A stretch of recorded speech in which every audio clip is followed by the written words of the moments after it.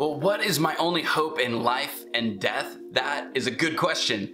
And that's the question that we're going to be exploring in this video today. It's the first question in the New City Catechism. This is something that we are using for our youth ministry, and each week we are teaching through one of the questions in the New City Catechism and providing video content for our students inspired by those questions. So if you want to grab a Bible, notebook, pen, pencil, tea, whatever you want to do, we are going to jump into it. You could even just put your headphones on and fold your laundry if you wanted to, because this is a teaching video. I'm not going to be doing anything super special with the filming of this. So with that being said, let's get into it. So if you are not familiar with a catechism, this is just an old school teaching technique that was used back in the day. This is a way of simplifying and kind of summarizing really big life questions. It's the questions that are gonna confuse us and we're gonna get lost in the weeds. It's gonna clog our noggin as we kind of try to wrestle through some of these big questions. A catechism is a series of questions and answers that are memorized and kind of recited back and forth in a dialogue. And it's one way to think through really kind of deep and meaningful concepts. I think this is great for students because I think life doesn't provide a whole lot of opportunities for you guys to really wrestle through and think through deep and meaningful things. And really the earlier you get started, the better, because these questions take time. These things, there's no way to microwave an answer out of this stuff. And so I'm glad you're here. I'm glad you get to start this with us. Now, the New City Catechism is not something that we are sponsored by or affiliated with in any way. We just think it's a good tool to help students think through their faith. And so we're taking those questions and creating content for you guys right here on this channel. The way it would work normally if we were all meeting together is someone would ask the question number one in this case, and then everybody would recite the answer back having memorized it. And so with video, we're just gonna do it a little bit different and maybe a little bit weird, but the way we're gonna do it here is I'm gonna ask the question to you, and then I'm just gonna pause. And if you have the answer memorized, you can recite it back to yourself or to whoever happens to be in the room with you. It could be a friend or a pet or whatever. So you get an opportunity then to recite it as I pause. Then I'm gonna ask the question again, and I will give the answer with you, and we can say the answer together the second time. And so if you are ready, this is our question this week. What is my only hope in life and death? That's right. What is my only hope in life and death? That you are not your own, but you belong to God. Now, this is where we're gonna kind of lay the groundwork here, and this is where we're gonna get a little bit philosophical, so hang in there. But right here, in the way this question is answered, is a clue to how most people navigate this question of hope. And I'm going to be general here, so give me a little bit of grace there. I'm going to be general in the sense that we're going to say that most people find themselves in one or two categories. There are those who say, well, I find hope in myself, and I find a way of creating meaning for myself in this world. Or there are those that say, well, I find my hope in God and the fact that I am a child of God and that God created me. So you see that in the way the catechism answers this question is kind of a clue to where most people would find themselves, finding your hope on your own or with God. I am not my own, but I belong to God. And so this is part of really the core questions that all people are going to ask themselves about identity, purpose, belonging, origin, destiny. Now, again, I think that distractions in our lives today make it so that we do not ponder these questions the way maybe we should. They take time to wrestle through. They're not easy to wrestle through them, but thankfully the Bible gives us guidance, and thankfully we have things like catechisms and church traditions and faith communities that will come together and help us navigate through these big questions. So that's kind of the philosophical part. Now we get to jump into 3 Bible verses. The verse that is attached to this catechism question is Romans chapter 14, verse 8. Now, every question in a catechism is going to be linked to a Bible verse. It's kind of the verse that inspires the answer. Romans chapter 14, verse 8 says this: if we live for the Lord, and if we die for the Lord. So whether we live or die, we belong to the Lord. And that is a key word right there. We belong to the Lord. Now, Paul is writing to a group of Christians that found themselves kind of squabbling.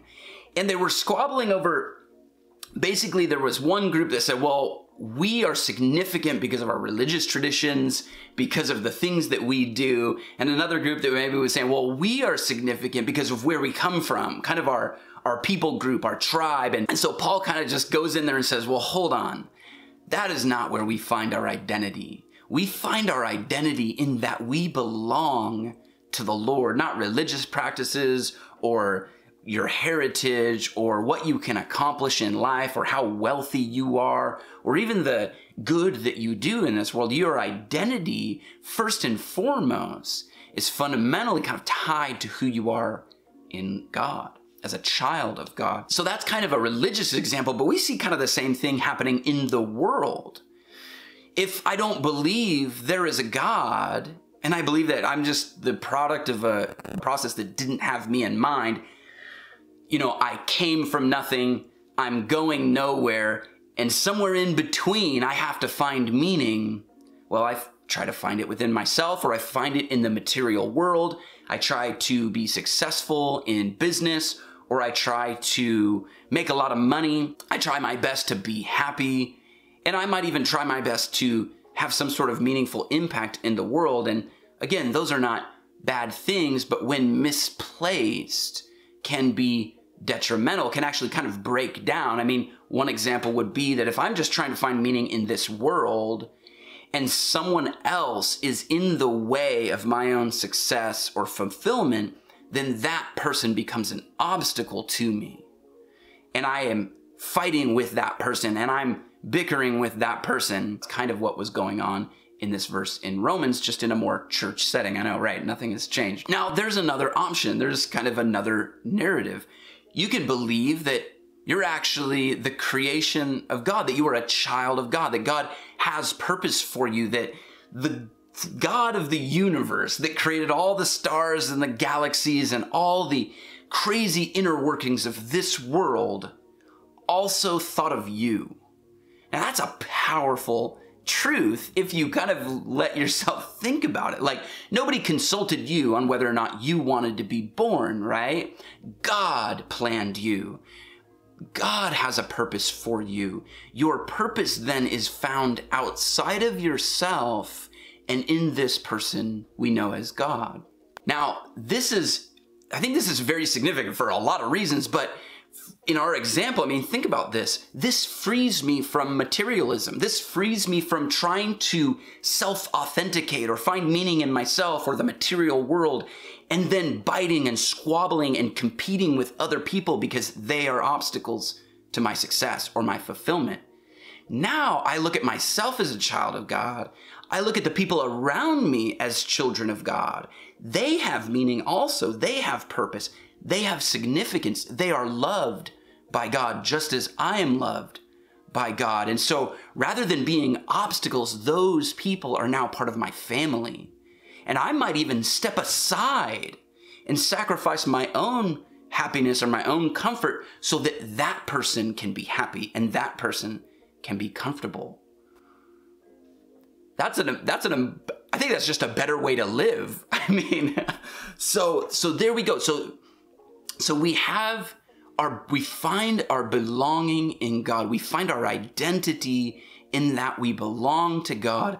And that now is going to begin to influence the way we live our lives. And we're going to see that a little bit more in these next two verses, in particular in Ephesians chapter 2, verse 10. This is what Paul, again, writes in Ephesians. He says, "We are his workmanship, created in Christ Jesus for good works, which God prepared beforehand that we should walk in them."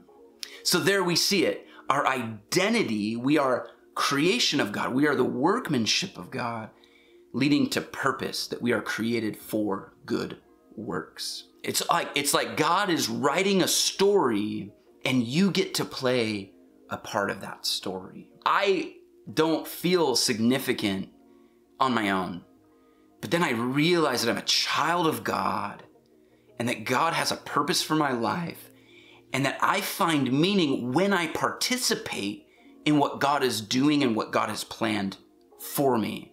That is an amazing way to live. That frees me to live in this world in a better way, to do good works, right? Not that I find salvation in those works or anything like that, but that because of my identity, because that I am a child of God, I get to then go do those good works in freedom. I get to be free to do those good works. All right, so the last verse that we're gonna look at is Deuteronomy chapter 7, verse 6.